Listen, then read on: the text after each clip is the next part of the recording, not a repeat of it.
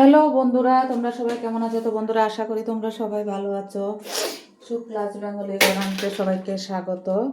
তো বন্ধুরা, আজকে আমি আর একটা রেসিপি নিয়ে চলে এসেছি। এখন শুকনো লঙ্কাটা ফোড়ন দিয়ে দিলাম।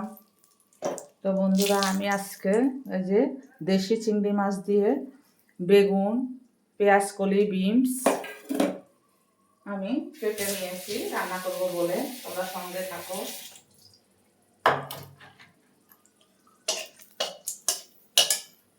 আর একটু সর্ষের তেল দিয়ে দেব।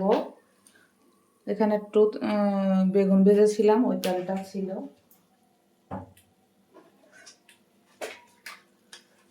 একটু পাঁচফোড়ন দিয়ে দিলাম।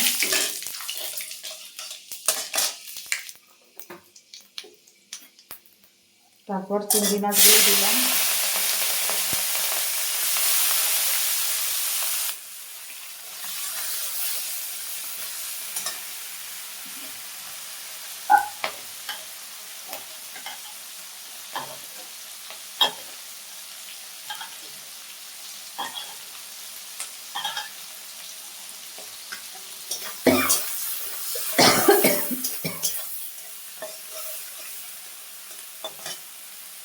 এখন চিংড়ি মাছগুলো ভাজা ভাজা হয়ে গেছে। বিনস, গাজর, আলু, বেগুন, পেঁয়াজ কুলি, কাঁচা লঙ্কা কেটে রেখেছি, সেগুলো দিয়ে দিলাম।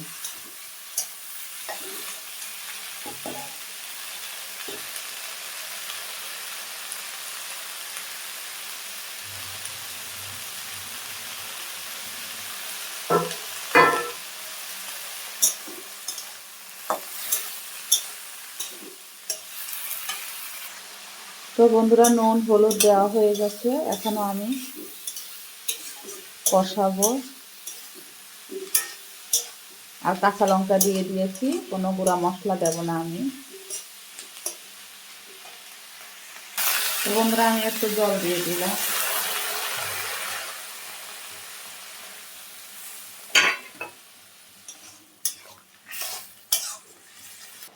তো বন্ধুরা,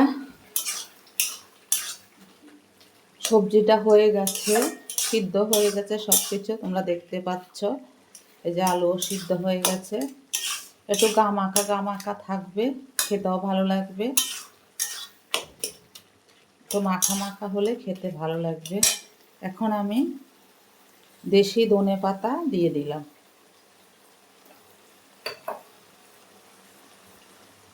দেশি ধনে পাতা দিয়ে আমি এখন নামিয়ে সল্ট করব।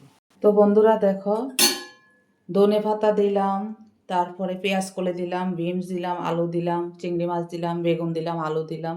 তো বন্ধুরা, সব মিলিয়ে একটা তরকারি হয়ে গেছে, খেতেও ভালো লাগবে।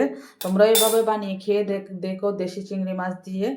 ভালো লাগলে like, share, comment, subscribe, notification করে দেবে। সবাই সুস্থ থেকো, ভালো থেকো। দেখা হবে নেক্সট ভিডিওতে। টাটা।